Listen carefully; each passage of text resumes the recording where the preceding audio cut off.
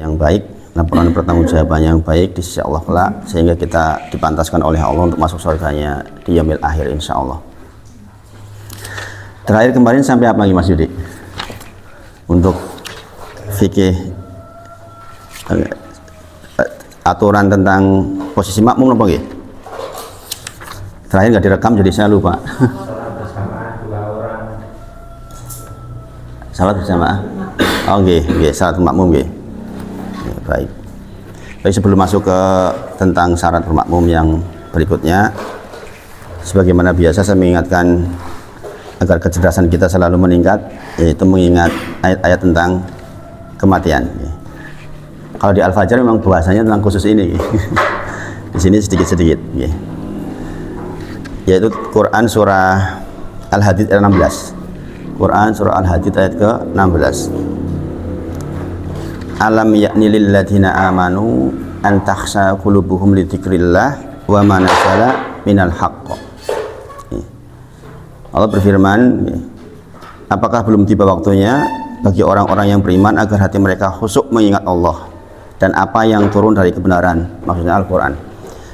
Ayat ini turun ketika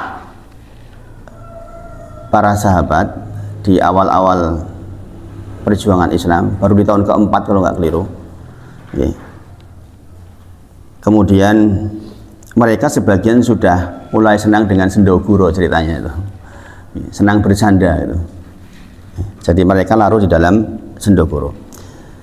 Nah, kemudian turun ayat alam yakni, belum datang waktunya kah lilladzina amanu, untuk orang-orang yang beriman, an takhsha'a qulubuhum, untuk hatinya itu tunduk patuh dan khusyuk li dzikrillah, untuk mengingat Allah, wa ma nazala minal haqq, dan untuk lembut hatinya disebabkan karena berinteraksi dengan Al-Quran, membaca Al-Quran. Jadi seharusnya dengan membaca Al-Quran orang itu menjadi lembut hatinya dan dia khusyuk kepada Allah Subhanahu wa taala. Ini sebab nusulnya, di antara asbabun nusulnya adalah ketika sebagian sahabat itu merasa jenuh, kemudian meminta kepada Rasulullah SAW untuk diceritakan tentang sesuatu yang menghilangkan kejenuhannya. Maka kemudian Allah menurunkan Quran surah Yusuf ayat ketiga, dan seterusnya, tentang kisah Yusuf alaihissalam yang sangat menakjubkan. Di antara kisah dalam Al-Quran yang sangat lengkap ya kisahnya Nabi Yusuf alaihissalam. Tetapi kemudian para sahabat masih juga merasa, ya Rasulullah, sampaikan yang lain lagi. Jadi intinya mereka sudah mulai merasa jenuh, sehingga pengen hiburan intinya lah. Nah, kalau ditanyakan hiburan terbaik ya Quran surah Yusuf itu kan dari A sampai Z. Kalau jadikan film luar biasa itu sebenarnya. Kemudian maka diturunkanlah ayat ini, Quran surah Al-Hadid ayat ke-16. Alam ya'ni lil ladzina amanu an takhsha qulubuhum li dzikrillah wa ma nazala minal haqq. Kemudian katakan wala yakunu kal ladzina utul kitab min qabli fatala alaihimul amadu faqasat qulubuhum wa katsiru minhum fasikun. Janganlah engkau bersikap seperti orang-orang yang mendahului kalian, yaitu orang-orang yang diberi kitab sebelum kalian, yaitu Yahudi dan Nasrani, diberi waktu yang panjang. Fatala alaihimul amadu, telah berlalu waktu yang panjang buat mereka. Faqasat qulubuhum, sementara hati mereka menjadi keras, disebabkan karena untuk taat kepada Allah dan Rasulnya itu ngakakian syarat gitu. Harus ini, harus itu, harus ini, harus itu. Akhirnya sampai kemudian hatinya menjadi keras. Sampai dikatakan di tafsirnya itu seperti batu, maksudnya hatinya sudah susah untuk menerima kebaikan. Maka dikatakan di akhir ayat dikatakan wa katsirum minhum fasikun, sehingga kebanyakan dari mereka adalah orang-orang yang fasik. Fasik di sini ada dua artinya, termasuk diantaranya kefasikan, ya kekafiran itu sendiri gitu. Bisa terjadi menjadi orang-orang yang kafir disebabkan karena terlalu banyak sendoguro gitu. Jadi dari ayat ini kita tahu bahwa seorang muslim itu sendok gurunya itu secukupnya gitu. Kalau sendok guru saja tidak boleh terlalu banyak, apalagi mutulan-mutulan muter-muter karo-karuan gitu.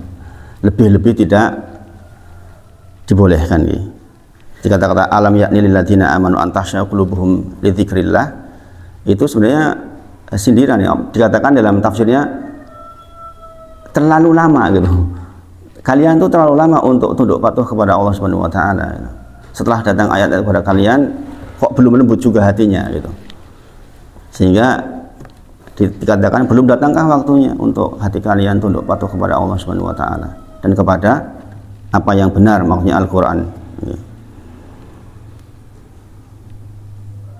Li dzikrillah di sini kata-kata antasa'a qulubuhum li dzikrillah. Li dzikrillah dalam ayat ini dikatakan sebagai bahwa mengingat Allah itu seharusnya merubah kondisi hati. Makanya tidaklah dikatakan seorang mendapatkan ketentraman kecuali dengan banyak mengingat Allah. Artinya ketika dia mengingat Allah itu betul-betul menjadi tentram. Ini kasus kendaraan saya Pak Eko. Ini disuruh dicoba ini ceritanya ini. Itu subhanallah Pak Eko. Itu kayak naik jaran. Jadi mesinnya nggak karu-karuan itu. Jadi apa namanya RPM-nya tuh naik 1000, 2000, 1000. Jadi di jalan itu kayak Nah, saya jadi mengingat Allah. Saya mengingat Allah dalam kasus ini, maksudnya di dalam keterbatasan yang saya kondisi saya sekarang itu, hal seperti itu kan hal besar gitu kan, karena biayanya kan besar itu. Untung-untung kemarin ditanggung sama jamaah, tetapi ternyata mungkin karena bengkelnya bukan bengkel resmi, jadinya kok bertambah parah kondisinya. Itu kalau bukan karena lidzikrillah gitu, menjadi lembut hatinya karena Allah, mungkin saya sedih banget gitu. Kalau seharusnya kalau ke dealer resmi mungkin menjadi lebih baik, ini menjadi nggak karu-karuan malah. Nah ini saya sama istri bilang, kalau bukan karena dilembutkan hatinya lidzikrillah mungkin kita akan bersedih, tapi karena kita mengingat Allah jadi tidak perlu bersedih untuk urusan dunia seperti itu. Dan ini bentuk ujian, dan ini baru pertama saya alami selama saya hidup, maksudnya itu dulu ketika dalam kondisi longgar mana pernah seperti itu, maksudnya mesti ke dealer resmi kan. Karena suatu kondisi jadi seperti ini ternyata luar biasa, dan ini bentuk ujian. Mungkin karena saya menerangkan banyak ayat sehingga harus didatangkan ujian-ujian dalam bentuk yang nyata, sehingga hal yang terkait dengan dunia itu tidak mengganggu segala sesuatu aktivitas. Kita di ayat sebelumnya kemarin kan membahas tentang Quran surah An-Nahl 61 nggih, An-Nahl 61. Sedikit saya singgung An-Nahl 61 nggih. Saya lupa di sini sebutkan apa tidak. Ini sebenarnya pembahasan cuplikan dari kitab Tamasya Negeri Akhirat yang saya bahas di Al-Fajar. Kalian di Al-Fajar udah ikut semua tentu saja, yaitu tentang An-Nahl 61 dan Al-Munafikun 9-11. Di Al-Munafikun 9-11 itu dikatakan ya ayyuhalladzina amanu la tulhikum amwalukum wala auladukum min dzikrillah. Jangan jadikan urusan harta bendamu, urusan anak-anakmu menjadi engkau lalai ingat kepada Allah Subhanahu wa taala. Jadi itu urusan dunia saja kan. Urusan kendaraan, urusan rumah, urusan anak-anak, semua itu urusan dunia. Secara nasab itu anak kita, tetapi tanggung jawab kepemilikan itu sebenarnya milik Allah Subhanahu wa taala. Kita hanya sebatas ikut membantu mengurusi saja sebenarnya kan. Anak-anak kita akan jadi apa itu urusan Allah Subhanahu wa taala. Kita hanya bisa mengarahkan saja. Maka Imam Al-Qurtubi rahimahullah taala menyebutkan di antara tugas orang tua itu adalah menemukan potensi anak nggih. Menemukan potensi anak saja, mengantarkan ke posisi itu saja gitu. Selebihnya kepemilikan adalah milik Allah Subhanahu wa taala. Jadi sekali lagi dalam ayat ini kita diminta oleh Allah untuk segera khusyuk mengingat Allah. Segera khusyuk mengingat Allah. Ini padahal sekali lagi ini awal-awal awal perjuangan Islam sudah diingatkan seperti ini gitu. Berarti kalau kita menunda-nunda waktu untuk khusyuk sementara umur sudah bertambah tua itu terlalu lama itu. Terlalu lama, subhanallah. Masya Allah. Jadi saya membaca tentang ayat ini itu hampir di seluruh kitab tafsir ini. dari tafsir yang ringan, tafsir Jalalain, tafsir Kemenak, tafsir Ibnu Katsir, sampai tafsir Ibnu Katsir dibaca itu. Memang buahnya melembutkan hati. Makanya nanti di rumah dibaca nih. Di rumah dibaca. Sekarang di internet pun kan tersedia tafsir Ibnu Katsir online ada, ya. Tafsir As-Sa'di online ada, ya. Sekarang itu mudah sebenarnya. Dan tafsir yang ringan, tafsir Jalalain apalagi. Tafsir Jalalain itu tersebar di mana-mana, ya kan. Kemudian tafsir-tafsir kontemporer itu penting, ya. Jadi misalnya dari Lajnah Daimah, ya, MUI-nya Arab Saudi, atau misalnya dari Al-Azhar, nah, itu nanti akan membantu pada kesimpulan yang baik sekali. Jadi alam yakni itu belum datang waktunya kah? Gitu. Jadi kita disindir istilahnya itu. Apa urung tekan tuh waktunya yang untuk lembut hatinya, kok isi dolanan, isi urung khusyuk, gitu. Sholat teori urung khusyuk, gitu. Tangi wong ini urung kenceng, ya gitu kayak gitu itu, Pak. Masya Allah. Gitu. Minal haq di situ adalah Al-Quran. Kemudian kata-kata wa ma nazala minal haq itu maksudnya mematuhi, ya, yang telah diwahyukan, maksudnya adalah Al-Quran. Jadi belum datangkah waktunya untuk khusyuk kalian, untuk mengingat Allah dan untuk taat terhadap apa yang tertulis di dalam Al-Quran, itu maksudnya itu. Berarti sekaligus perintah untuk mempelajari Al-Quran, ya. Mempelajari Al-Quran. Bagaimana kita akan tunduk patuh dengan Al-Quran sementara kita tidak memahami Al-Quran? Maka hari-hari bagi seorang muslim jangan lewat kecuali dia membaca Al-Quran. Membaca di sini maksudnya membaca dan memahami, gitu. Maksudnya itu membaca, memahami itu berarti membaca Arabnya, membaca artinya, kemudian membaca tafsirnya. Karena kalau membaca artinya tok nggak cukup, ya. Membaca artinya tok nggak cukup, ya. Di dalam Quran surah An-Nahl 61 misalnya kemarin dikatakan tentang bahwa Allah tidak akan menghukum Bani Adam langsung disebabkan karena kezalimannya, ya toh. Walau yu'ahidullahu nas bidzulmihim, Allah sekiranya Allah berkehendak terhadap balasan akibat karena kezaliman seorang Bani Adam, kita semua manusia, mata roka alaiha min dabbah, maka tidak akan tersisa binatang melata walaupun cuma satu, atau hal yang melata apapun itu bentuknya di bumi. Kemudian katakan walakin yu'akhiruhum ila ajalin musamma, tetapi Allah berkehendak untuk mengakhirkan, sengaja mengakhirkan. Nah ini kalau kita nggak baca tafsirnya ini bisa keliru, hanya kalau baca terjemahnya toh. Maksudnya walakin yu'akhiruhum ila ajalin musamma, Allah tahan sampai datang waktunya, karena Allah itu kalau menghukum Bani Adam itu artinya menghukum semuanya. Contoh, kalau kita berbuat zalim manusia kemudian ditahan oleh Allah satu aja, pendukung kehidupan manusia yaitu hujan, ditahan oleh Allah setahun, bisa mati kabeh itu, rumput mati, semuanya mati. Makanya dikatakan walakin yu'akhiruhum ila ajalin musamma, disebabkan karena memang Allah nggak berkehendak untuk menghancurkan. Apakah itu sudah pernah zaman Nabi Nuh alaihissalam? Sudah pernah. Jadi di zaman sebelum Nabi Muhammad SAW itu sudah dipraktikkan seluruhnya, gitu. Bani Israel itu 9 keajaibannya, coba bayangin. Diturunkan kodok, diturunkan belalang, macam-macam. Apakah jadi beriman? Enggak juga. Maka model seperti itu sudah tidak dilakukan di zaman Nabi Muhammad SAW. Maka di zaman sekarang itu orang mengundang-undang bala aja belum tentu dikasih. Orang naudzubillah berzina, mana hukum saya itu belum tentu dikasih sama Allah. Dikasih tenggat waktu, maksudnya itu untuk bertobat kepada Allah Subhanahu wa taala. Enggak langsung. Dan memang demikian ayatnya mengatakan. Jadi kalau ada orang sombong, ala nyatanya aku LGBT, apa-apa, katanya diangkat ke atas, diturunin ke bumi, dihancurkan. Mana itu enggak akan dikasih memang diakhirkan, tetapi diancam di ayat akhirnya, di bagian akhirnya, bahwa ketika wa idza fa idza ketika datang waktunya ajaluhum, waktu kematiannya, maka tidak bisa dimajukan sesaat atau dimundurkan sesaat. Jadi tenggat waktunya jelas, clear. Kalau misalnya sudah tiba waktunya, udah kasih tenggat waktu kok. Makanya di sini juga dikatakan tadi di ayat Al-Hadid 16 tuh, dikatakan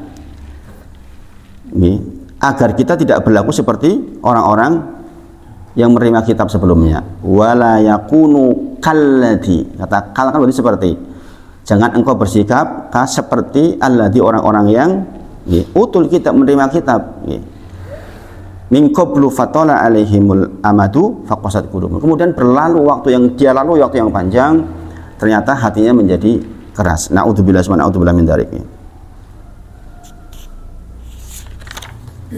Jadi sekali lagi ini salah satu asbab nuzulnya adalah karena para sahabat itu sebagian sudah mulai senang sendoguro, senang geguyon itu loh. Ya, senang geguyon. Maka sekali lagi, Assalamualaikum.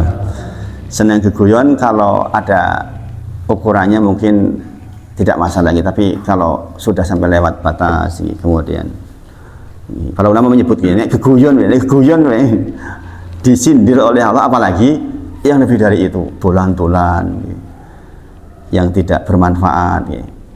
Main itu ya tentu saja boleh, tapi pakai ukuran. Apalagi kita sudah tidak muda lagi kan. Saya kalau diizinin amar mau dolan itu ya kepiye wong bocah nom gitu. Anak zaman sekarang kadang-kadang kemarin waktu saya malam Senin ngisi di Al-Ma'arij, ya aku tak ngonconi ayah imam ya nggak apa-apa gitu. Habis imam selesai sama temunya dari pondok, izin main ya gitu. Ya, saya bilangnya ke temannya, main boleh, ini yo lewat jam 11, saya bilang gitu.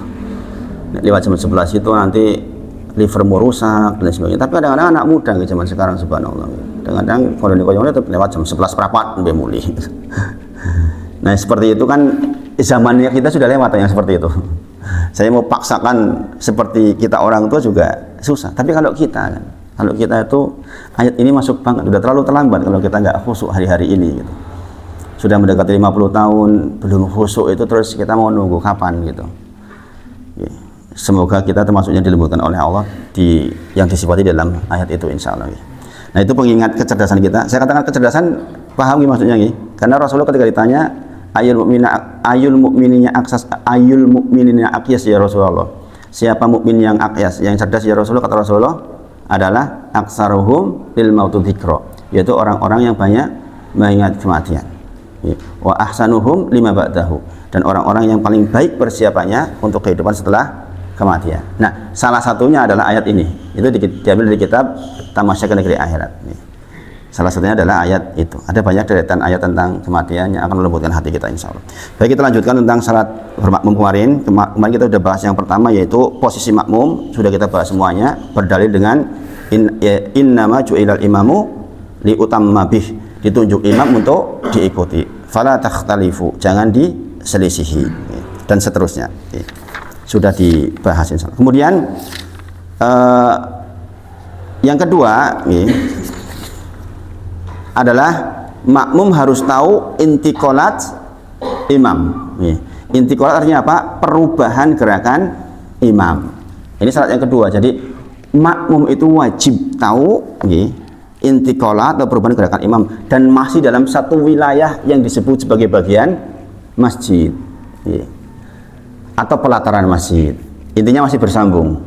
Berarti kalau ada orang misalnya begini, ini masjid, ini tembok pembatas perumahan, kemudian ada jalan 3 meter, ada rumah, sederetan rumah. Kalau dia sholat di rumah mengikuti yang di masjid boleh nggak? Makmum bukan, karena tidak termasuk dalam satu wilayah. Walaupun ini bisa jadi orang ini di perumahan tahu intikolat imam disebabkan karena ada mik, ya kan? Allahu akbar, takbiratul ihram, ngerti, ya kan?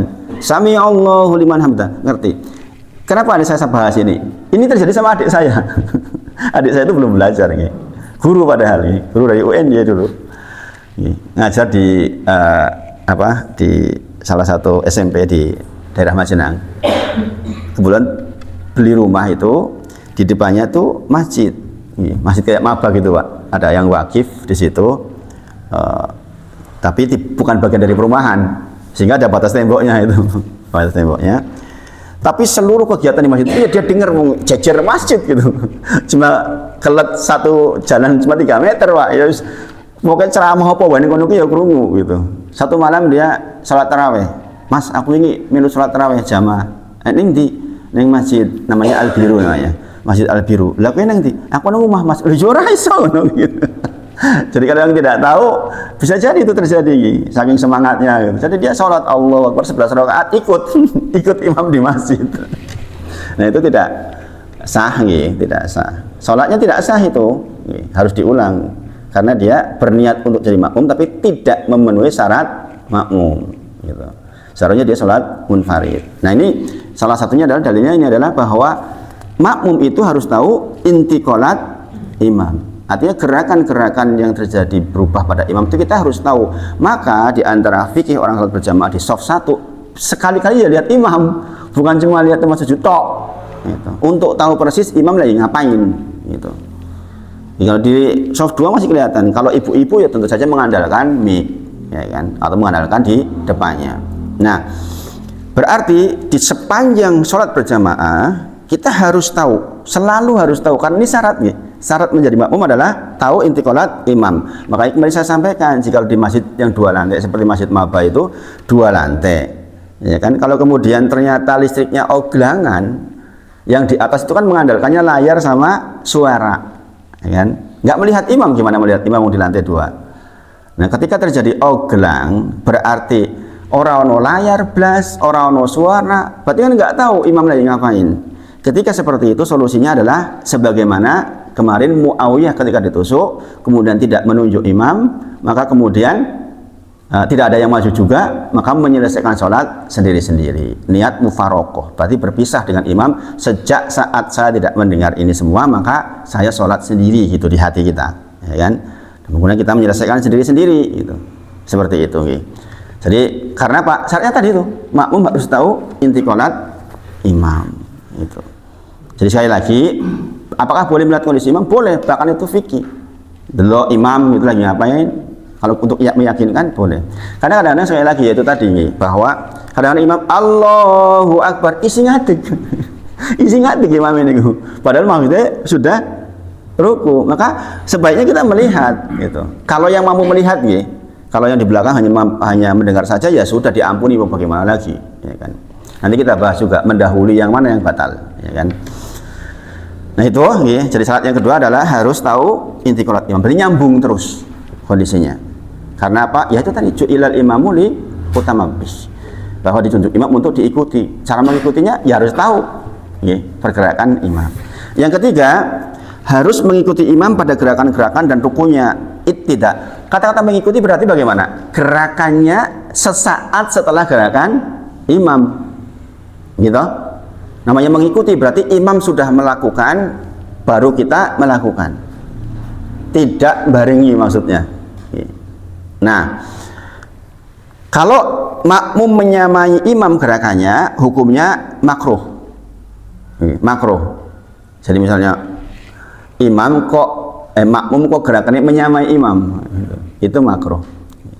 Sekarang bagaimana kalau makmum sengaja mendahului imam? Nah ini bisa nggak terjadi? Ya bisa terjadi, sengaja mendahului imam. Ini kadang-kadang orang macam-macam. Kalau makmum sengaja mendahului imam maka dirinci. Jika mendahului sejak takbiratul ihram maka hukumnya langsung batal. Bagaimana mungkin dia memulai takbiratul ihram sementara imam belum memulai sholatnya? Berarti ada bagian dalam sholatnya yang dia tidak mengikuti imam. Wong dia mulai di takbiratul ihram, maka jangan sampai terjadi imam belum takbiratul ihram, kita sudah takbiratul ihram. Pastikan kita tahu bahwa imam sudah takbiratul ihram. Jangan ujung-ujung baris kemudian istau, imam belum takbiratul ihram, kita sudah Allahu Akbar. Nah ini sudah batal sejak awal ini. Karena apa? Karena berarti ada bagian dari sholatnya yang bukan sholat berjamaah. Ini penting. Karena ini sering terjadi ini sering terjadi. Imamnya baru istaqimu tadilu, kemudian diam. Kadang-kadang imam kan diam dulu sesaat. Baru Allahu Akbar, dia Allahu Akbar duluan. Nah ini sudah langsung batal. Kemudian sekarang jika mendahului bukan takbiratul ihram di rukun-rukun yang lain, jika mendahului tapi masih dalam gerakan satu rukun, ini hukumnya makruh, tidak sampai batal ini, tidak sampai batal kalau masih dalam satu rukun. Contoh, Kadang-kadang bisa terjadi kan, orang imam masih berdiri, sudah surat kan sudah selesai, imam berdiri, kemudian ada orang turun duluan. Maka sebenarnya orang ini harus melakukan dua hal. Kalau dia begini, imam belum turun, kita bertahan sampai imam sampai turun, itu masih makruh. Seharusnya kita balik lagi sebenarnya. Kalau tahu yakin imam belum turun, kita harus balik lagi sesuai posisi imam. Tapi kalaupun kita tetap nunggu sampai imam ruku, itu belum batal, itu masih makruh. Kapan menjadi batal mendahului? Ketika lewat satu rukun. Ketika lewat satu rukun, imam masih berdiri, makmum Allahu Akbar, sudah sami Allahu liman hamidah, berarti sudah iktidal ini. Sementara imam masih berdiri, itu batal sholatnya yang makmum. Jadi makmum batal ketika melewati atau mendahului imam satu rukun. Nanti kalau terlambat berbeda nih. Kalau terlambat itu dua rukun. Kalau mendahului satu rukun. Jadi itu nih. Jadi jangan sampai terjadi nih. Bisa nggak sih terjadi? Ini kok kurang kerjaan men nih. Masa mendahului imam nganti sak rukun ya kebangetan men gitu. Ngantuk kok menawa gitu. Ngantuk gitu. Ya ini namanya juga pengetahuan fikih. Berarti kan bisa jadi ada kejadian.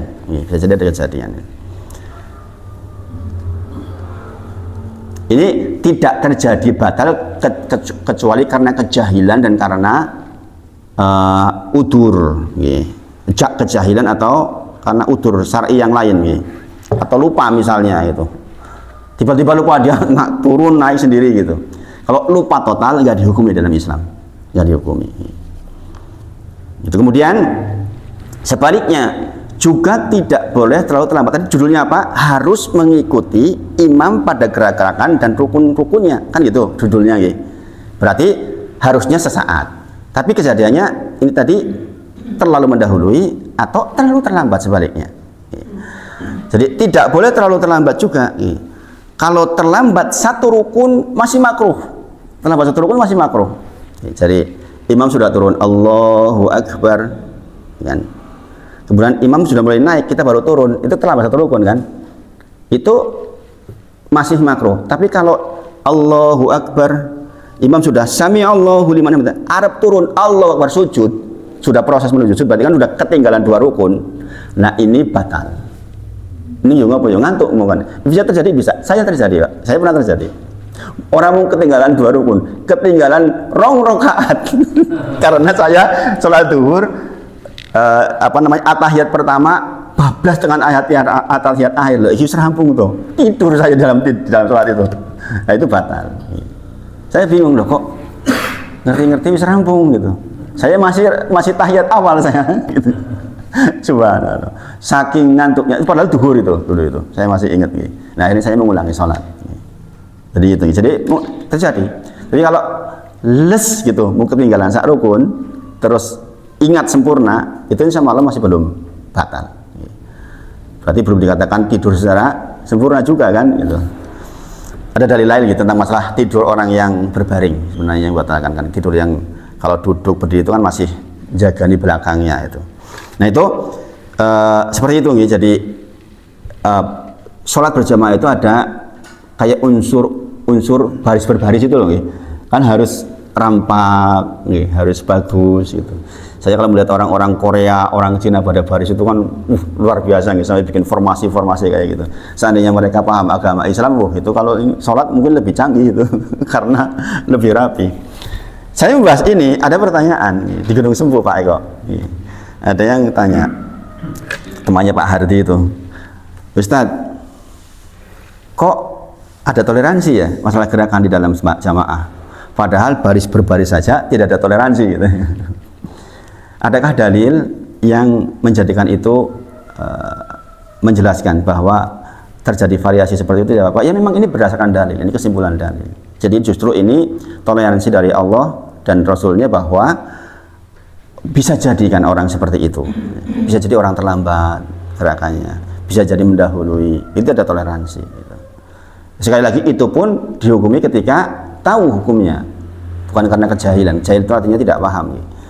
Itu seperti itu. Kemudian aturan yang berikutnya yang keempat adalah berniat untuk mengikuti imam saat takbiratul ihram. Berniat untuk mengikuti imam saat takbiratul ihram. Ini penting ini. Jadi kita itu niat mengikuti imam saat apa? Takbiratul ihram, karena itu menunjukkan kita sedang sholat berjamaah. Bisakah ini terjadi hal yang sebaliknya? Bisa. Contoh, ini cerita orang nggak tahu, namanya orang nggak tahu kan bisa terjadi apa saja. Datang sholat di masjid, sendirian. Datang ke masjid, sholat sendirian di masjid. Dah sholat Allah, dapat 1 rakaat. Kemudian tiba-tiba ada orang, ini sudah bukan di jamaah pertama, jamaah pertama udah selesai lah. Kemudian kita datang masjid, Allahu Akbar, 1 rakaat. Kemudian datang beberapa orang, 5 orang atau 6 orang, bikin jamaah di samping kita, imam dan makmum. Kemudian kita rakaat kedua geser, melu dari makmum. Nah, itu kan berarti kan tidak mengikuti imam saat takbiratul ihram. Dia mengikuti imam ketika rakaat kedua, maka ini nggak sah. Gitu. Paham maksudnya gitu? Eman aku dewean mau ngetuk siji, 17 lumayan lah geser. Gitu, misalnya gitu. Bisa terjadi nggak? Bisa terjadi kalau nggak tahu, namanya orang nggak tahu, ya kan? Maka ada syarat di sini bahwa berniat untuk mengikuti imam saat takbiratul ihram. Pertanyaannya sekarang, berarti ini makmum masuk bagaimana? Ya dia mengikuti imam saat takbiratul ihram. Kemarin ada yang salah pengertian, harus mengikuti imam saat takbiratul ihram. Pengertiannya berarti nek ora takbiratul ihram pertama bareng imam berarti ora sah, no? Bukan itu maksudnya. Paham maksudnya nggih? Karena saat takbiratul ihram berlaku bagi siapa? Bagi si makmum, bukan takbiratul ihramnya imam loh nggih. Bukan takbiratulnya imam nggih. Tapi takbiratul ihramnya kita yang hendak mengikuti. Paham nggih? Kemana ada yang salah pengertian masalahnya nih? Loh Ustaz, kalau begitu berarti sholat masbuk nggak ada yang sah, no, kayak gitu. Wong tidak mengikuti sejak pertama imam takbiratul ihram. Bukan itu maksudnya. Jadi mengikuti imam sejak takbiratul ihram maksudnya kitanya. Kalau berarti kalau makmum masbuk kita takbiratul ihram di rakaat ketiga, ya sudah. Di rakaat ketiga itu kita mengikuti imam, itu maksudnya. Bisa dipahami nggih? Jadi jangan sampai salah pengertian. Tapi ya sekali lagi ilmu itu berkembang dengan pertanyaan. Itu karena ada yang bertanya saya jadi, oh iya juga ya. Ada yang salah pengertian seperti itu bisa terjadi gitu. Berarti ini orang bareng imam dari awal ya ora sah nek ngono. Wong ora bareng imam kok takbiratul ihrame gitu.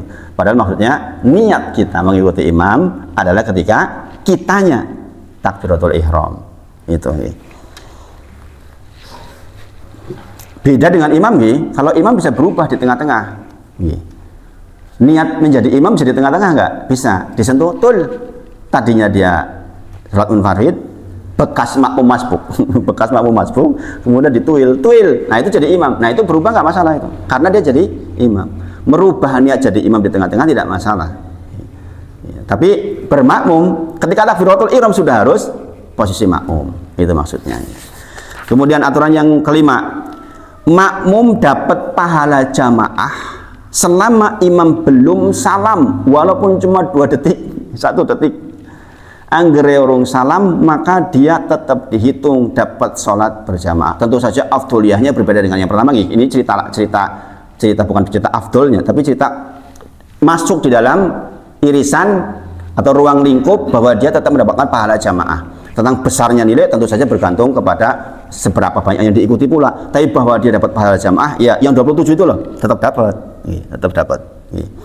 Jadi ini penting, pengetahuan ini penting, ini saat ini penting. Kenapa? Banyak orang yang tidak masuk ke masjid sudah melihat jamaah utama sedang tahiyat nunggu tekan salam, baru dia Allahu Akbar. Nah, keliru banget.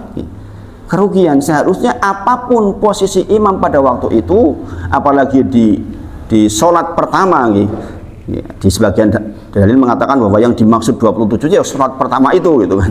Yang keras begitu, yang keras. Tapi yang tidak keras mengatakan ya yang kedua ketiga pun tetap dapat gitu. Jadi keutamaan 27 menurut sebagian ulama kan bagi yang pertama saja ditegakkan ketika setelah iqomah pertama. Nah, tetapi ketika kita datang ternyata sudah tahiyat akhir, maka tetap saja kita ikut tahiyat akhir walaupun kita nggak dapat rakaat, ya kan? Kita nggak dapat rakaat, tapi kita tetap dapat pahala berjamaah. Nah, ini beberapa syarat tentang kita bermakmum, mudah-mudahan bisa dipraktekkan. Kemudian Susunan makmum sekarang secara umum, yaitu pertama lelaki dewasa, kemudian lelaki anak kecil. Anak kecil itu berarti termasuk yang belum mumayyiz ini. Kemudian khunsa, baru wanita. Khunsa itu sing orang genah niku lho. Lenang apa wedok? Apa kalau bahasa sini? Apa sih itu? Bensis itu. Jadi kita urut-urutannya nggih. Lelaki dewasa, lelaki anak kecil, khunsa. Nah, aturan ini khususnya aturan 1 2, lelaki dewasa kemudian lelaki anak kecil itu berlaku sesuai urutan kedatangan nggih. Jadi ini tuh berlaku nek wis podo-podo nang masjid, tekone ya bareng-bareng. Maka berlaku untuk yang 1 2 nggih, lelaki dewasa dan lelaki anak-anak. Kenapa? Kalau anak-anak pun sudah menempati datang duluan di saf pertama, enggak boleh dipindah ke belakang. Aturan ini sekali lagi berlaku jika wis podo-podo nang masjid. Sebelum iqamah sudah datang seluruhnya, maka ditatalah yang laki-laki dewasa di depan, kemudian yang anak-anak gitu. Tapi kalau anak-anaknya rajin banget bos, seneng adzan, terus nongkrong sudah adzan lagi duduk di sana, enggak boleh dia dikejar. Termasuk kezaliman adalah mengambil haknya dia dari saf pertama. Jadi kadang-kadang ada orang yang cacilik itu keliru itu. Ya, kita sudah bahas bahwa orang yang belum balik pada hadis yang kita bahas sebelumnya, maka tidak mengutus saf. Ingat nih, banyak orang yang keliru di sini ini. Sehingga kadang-kadang cacilik digeser-geser yang diora. Padahal kita sudah paham nih, bahwa di dalam hadis ketika Rasulullah kemudian Anas bin Malik sholat, kemudian ada orang anak yatim di sampingnya, kemudian ada seorang ibu di belakangnya, khalfana. Yatim artinya apa? Man mata abuhu walam yabru. Orang yang mati bapaknya sementara dia belum dewasa, berarti itu belum dewasa kan? Nah, itu nggak mutus soft. Jadi urutan ini sekali lagi berlaku ketika sudah sama-sama bareng-bareng datangnya.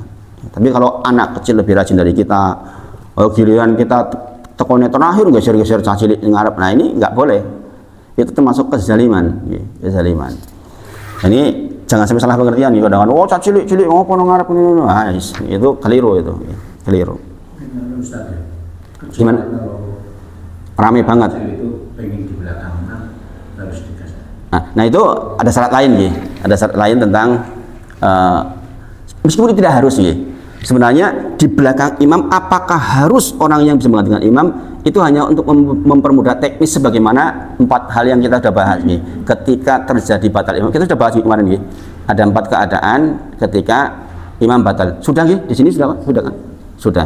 Nah, maka untuk memudahkan menunjuk, untuk memudahkan maju, maka sebaiknya di belakang imam itu adalah orang yang mampu menggantikan, Jadi kalau misalnya ini imam, ini anak kecil di belakangnya, kan kanan kirinya juga orang yang mampu, nggak masalah Pak Eko, nggak masalah, karena tidak harus yang persis di belakang imam yang menggantikan. Bisa jadi imam akan menunjuk yang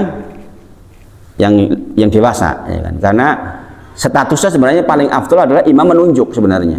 Adapun kejadian batal kemudian imam tidak menunjuk, maka yang kedua adalah boleh maju salah satunya. Kemudian yang ketiga kasus Muawiyah adalah nggak ditinggalin, nggak ditunjuk, nggak ada yang maju. Ini kasus Muawiyah, maka sholat sendiri. Kemudian yang keempat, imam boleh tunggu. Nah, nanti balik lagi ketika dia batal. Berarti tidak menunjuk salah satunya. Itu 4 keadaan sudah kita bahas kemarin.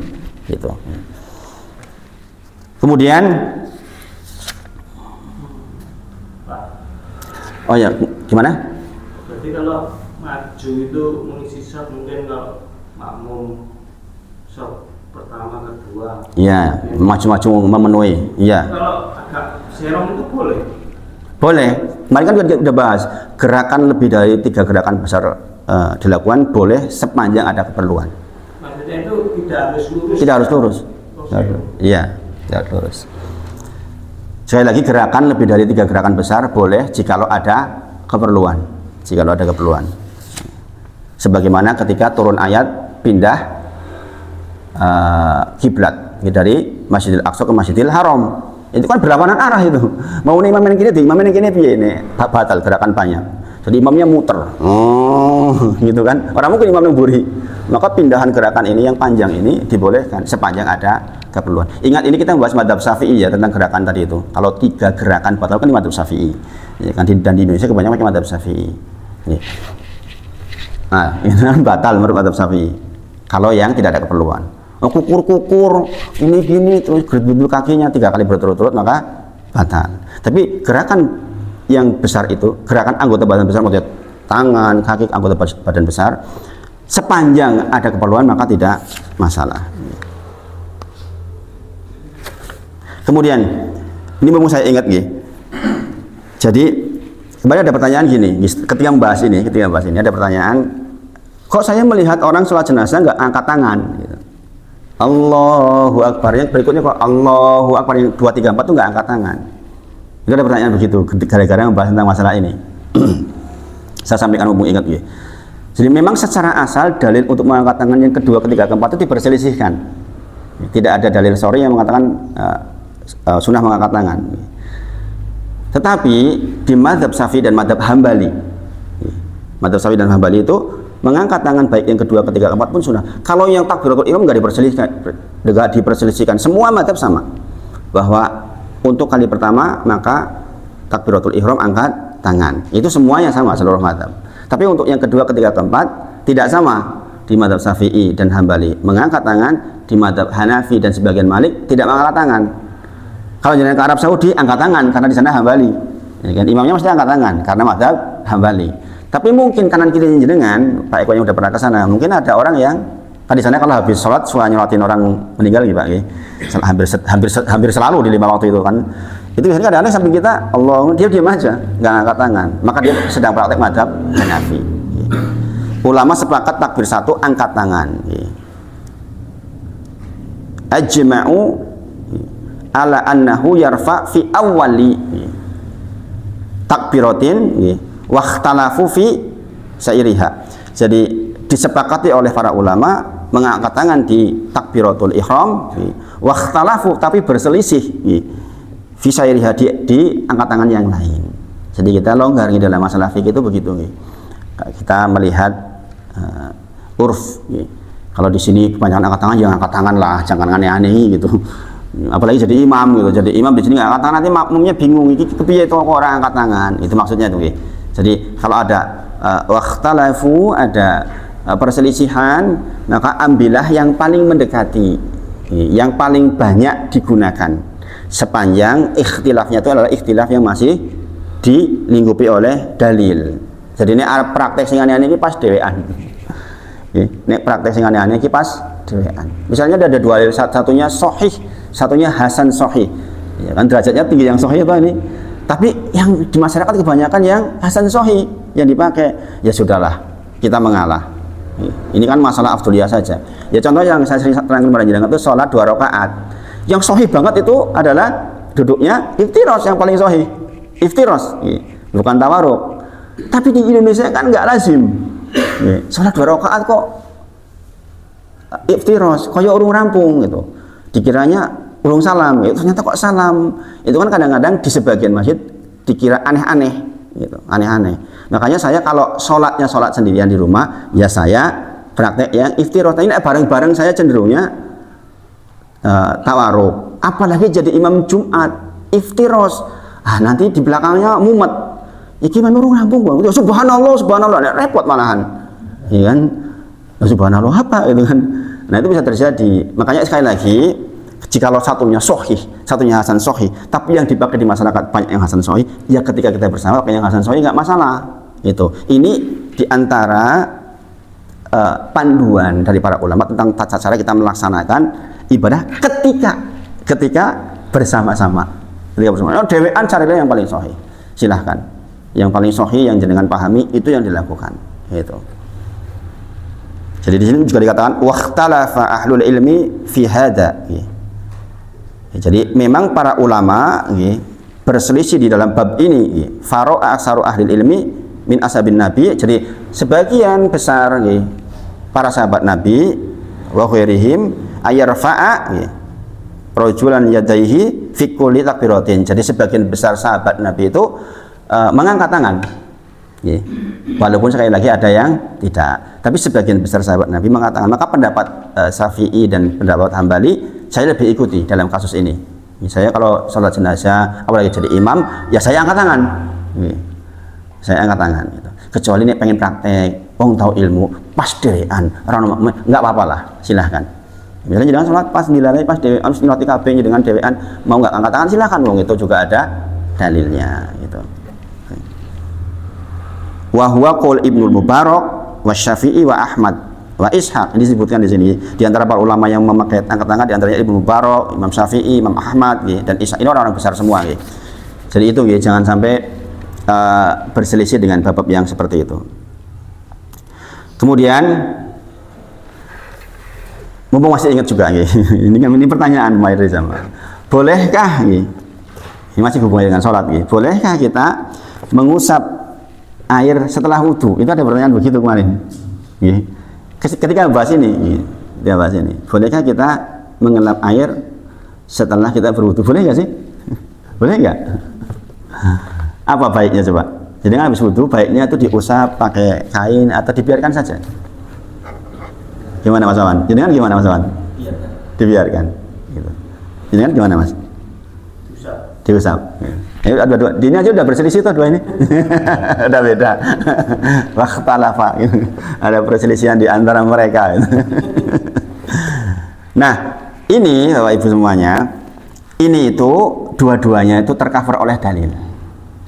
Baik yang mengusap maupun yang membiarkan. Adapun pendapat di mazhab Syafi'i dan Hambali ini sama, kayak kasus tadi. Itu adalah dibiarkan di mazhab Syafi'i dan mazhab Hambali. Maka di Indonesia karena banyak mazhab Syafi'i biasanya dibiarkan di Indonesia. Ya tapi di mazhab Hambali dan mazhab Malik itu malah sunah dilap. Itu malah sunah dilap. Di mazhab Syafi'i dan Hambali itu dikatakan makruh dilap, dibiarkan saja.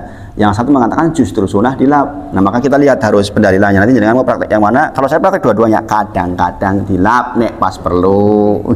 Itu kadang-kadang kita newe pas ingat dalil yang ini. Nah di antara dalilnya adalah tentang makruh. Kenapa makruh dilap?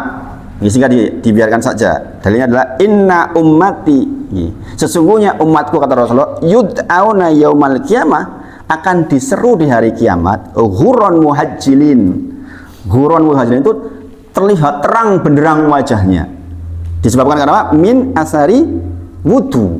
Disebabkan karena bekas wudunya. Maka Rasul menyebutkan famanistato, siapapun yang mungkin melakukan di antara kalian minkum ayutil ghuratahu falyaf'al. Siapapun yang mampu melakukan untuk memanjangkan sinarnya, mau iman yang kena tek wae. Jadi tek wae, maka lakukanlah falyaf'al kata Rasulullah. Ini menjadi dalil di madzhab Syafi'i dan madzhab Hambali nek ngono tek wae. Karena dari situlah bekas wudu itulah kemudian akan muncul ghurran muhajjilin, yaitu cahaya yang terang benderang. Subhanallah. Jadi pendalilannya juga bagus itu. Kemudian juga tentang hadis lain yang mengatakan bahwa terkait dengan yang semisal itu, ada beberapa dalil terkait dengan itu. Tapi intinya sama, intinya bahwa kalau memungkinkan memanjangkan cahayanya ya panjangkan, maka dibiarkan saja. Sehingga hukumnya makruh mengelap. Sedangkan di madzhab Hanafi, mengapa mengatakan sunnah? Ini malah dalilnya tuh fi'liyah. Pokoknya ini perbuatan Nabi. Maka kalau dihitung kuat, Rasul-Rasul ini malah kuat sing fi'liyah. Tapi sekali lagi, ini dua-duanya didukung oleh dalil. Di madzhab Hanafi mengatakan dari dalil anna nabiyya. Adapun Nabi Muhammad SAW tawaddoa, bersuci berwudu, summa qalaba jabbatan, kemudian membalikkan jubahnya, kanat alaihi wa masabiha wajhahu, kemudian Rasulullah mengelap dengan jubahnya itu. Nah ini kan fi'liyah berarti. Ternyata Rasulullah ngusap itu, gitu kan. Nah sehingga mereka berdalil bahwa karena Rasulullah melakukan dalam bentuk perbuatan, maka itu sunnah buat kita. Gitu. Berarti ini kan juga kuat. Ini juga kuat. Kemudian di antara pandangan di madzhab Hanafi yang mengatakan sunnah juga berdalil dengan bahwa ini ada 3 dalil terkait dengan ini.